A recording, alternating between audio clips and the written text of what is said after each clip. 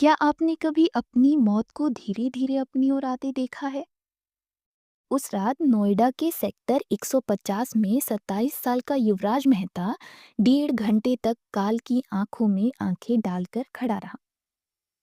एक तरफ मौत का बर्फीला पानी था और दूसरी तरफ देश का सबसे हाईटेक प्रशासन। टॉर्च की रोशनी उसके चेहरे पर पड़ रही थी। वो हाथ हिला रहा था। वो पापा पापा चिल्ला रहा था। और जानते हैं वर्दी ने क्या किया? वर्दी ने दूरी नापी, वर्दी ने पानी का तापमान नापा और वर्दी ने कोहरा छटने का इंतजार किया। युवराज पानी में नहीं डूबा, युवराज को हमारे सिस्टम की बेरुखी ने डुबाया है। रात के 12 साढ़े 12 बजे होंगे। कोहरा इतना घना कि हाथ को हाथ न सूझे। युवराज मेहता एक सॉफ्टवेयर इंजीनियर जो शायद घर पहुंचकर अपनी माँ के हाथ की बनी रोटी खाने वाला था। उसे क्या पता था कि जिस सड़क पर वो अपनी गाड़ी चला रहा है उसे प्रशासन ने एक डेथ ट्रैप बना दिया है। साहिल लुधियानवी के शब्दों में कहें तो, जरा मुल्क के रहबरों को बुलाओ, जरा मुल्क के रहबरों को बुलाओ, ये कूचें, ये गलियां, ये मंजर दिखाओ।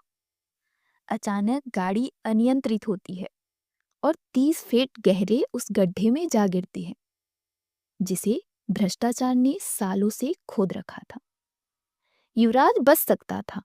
वो गाड़ी से बाहर निकला, छत पर चढ़ा। उसने पहला फोन अपने पिता को किया। एक पिता के लिए इससे बड़ा नरक क्या होगा कि उसका बेटा फोन पर कहे, पापा मैं डूब रहा हूं, मुझे बचा लो। अगले 1 घंटे का मंजर किसी हॉरर फिल्म से कम नहीं था। पिता मौके पर पहुंचते हैं, पुलिस आती है, फायर ब्रिगेड और एनडीआरएफ की टीमें पहुंचती हैं। चारों तरफ नीली लाल बत्तियां चमक रही हैं। शोर है, भीड़ है, संसाधन है, लेकिन इच्छा शक्ति शून्य है। इमोशनल इंटेलिजेंस की भाषा में इसे डिफ्यूजन ऑफ रिस्पॉन्सिबिलिटी कहते हैं, जहां हर कोई खड़ा होकर सोचता है कोई और बचा लेगा। अफसर कहते हैं पानी बहुत गंदा है, अंदर लोहे के जाल हो सकते हैं। क्या एक जवान जान की कीमत इन दलीलों से कम थी? दुष्यंत कुमार ने ठीक कहा था, पक गई हैं आदतें, अब बहस करना बेकार है। पक गई हैं आदतें, अब बहस करना बेकार है। तुम्हारी मीन चांदी की और हमारी जान उधार है। यह कहानी में ट्विस्ट आता है। यह गड्ढा कोई कुदरती तालाब नहीं था। यह नोएडा अथॉरिटी और सिंचाई विभाग की लापरवाही का जीता जागता स्मारक था। 2015 में फाइलें घूम रही थीं, बजट पास होते रहे, टेंडर निकलते रहे, लेकिन जमीन पर वो गड्ढा मौत का इंतजार करता रहा। नोएडा को हम स्मार्ट सिटी कहते हैं, लेकिन क्या स्मार्ट सिटी के सड़कों पर रिफ्लेक्टर नहीं होने चाहिए? क्या वहां साइन बोर्ड नहीं होने चाहिए? युवराज की मौत एक सिस्टमैटिक मर्डर है।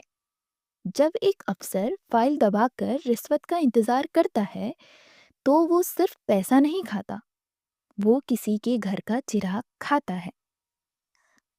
अदम गोंडवी की पंक्तियां यहाँ सिस्टम के गाल पर तमाचा है। वो कहते हैं, तुम्हारी फाइलों में गांव का मौसम गुलाबी है, तुम्हारी फाइलों में गांव का मौसम गुलाबी है, मगर ये आंकड़े झूठे हैं, ये दावा किताबी है। जब वर्दी खड़ी तमाशा देख रही थी, तब एक आम लड़का मोंटी बिना किसी सेफ्टी गियर के उस बर्फीले गंदे पानी में कूद गया। उसके पास न सैलरी थी, न ट्रेनिंग, न कोई तमगा। उसके पास सिर्फ एक दिल था। वो युवराज तक पहुंचा भी, लेकिन तब तक बहुत देर हो चुकी थी। यह सवाल खड़ा करता है, अगर एक आम नागरिक अपनी जान जोखिम में डाल सकता है तो वो सरकारी तंत्र क्यों नहीं, जिसे हम इसी काम के लिए टैक्स देते हैं? क्या हमारी सुरक्षा सिर्फ वीआईपी मूवमेंट तक सीमित है? युवराज का शरीर पानी से बाहर आ गया, लेकिन उसके पिता की रूह उसी गड्ढे में हमेशा के लिए दफन हो गई। साहित्य कहता है कि जब अन्याय होता है और लोग चुप रहते हैं तो वह अन्याय और ताकतवर हो जाता है। राहत इंदौरी की ये पंक्तियां आपके कानों में गूंजनी चाहिए। लगे कि आग तो आएंगे घर कई जद में, लगे कि आग तो आएंगे घर कई जद में, यहाँ सिर्फ हमारा मकान थोड़ी है। आज युवराज गया है, कल मैं या आप हो सकते हैं। यह वीडियो सिर्फ एक खबर नहीं, एक आवाज है। आवाज उस जवाबदेही के लिए जो अब तक तय नहीं हुई। आज युवराज गया, कल मैं या आप हो सकते हैं। यह वीडियो सिर्फ एक खबर नहीं, एक आवाज है। आवाज उस जवाबदेही के लिए जो अब तक तय नहीं हुई। युवराज मेहता को विनम्र श्रद्धांजलि। हम दुआ करते हैं कि किसी और पिता को वो आखिरी कॉल न सुनना पड़े। पापा, मुझे बचा लो। युवराज मेहता का जाना सिर्फ एक परिवार का नुकसान नहीं है, यह हम सबके मुंह पर एक तमाचा है। हम जिस सिस्टम को अपनी सुरक्षा के लिए चुनते हैं, जब वही सिस्टम ठंडे पानी और अंधेरे का बहाना बनाकर खड़ा हो जाए, तो समझ लीजिए कि लोकतंत्र की बुनियाद हिल चुकी है। आज मैं आपसे कोई लाइक या सब्सक्राइब के लिए नहीं कहूंगी। आज मैं आपसे सिर्फ 3 सवाल पूछना चाहूंगी, जिसका जवाब आपको नीचे कमेंट सेक्शन में देना है। पहला, जवाबदेही किसकी? उस अफसर की जिसने 10 साल से फाइल दबा रखी थी, या उस वर्दी की जो किनारे खड़े होकर तमाशा देख रही थी? दूसरा, मोंटी की हिम्मत या प्रशासन की बुजदिली की? जब एक आम नागरिक बिना किसी साधन के कूद सकता है, तो क्या हमारी करोड़ों की मशीनरी सिर्फ एक प्रदर्शन के लिए है? या अगला कौन? अगर आज हम चुप रहें, तो कल किसी और सड़क के गड्ढे में, किसी और अंधेरी रात में, या हम में से कोई और शिकार नहीं बनेगा?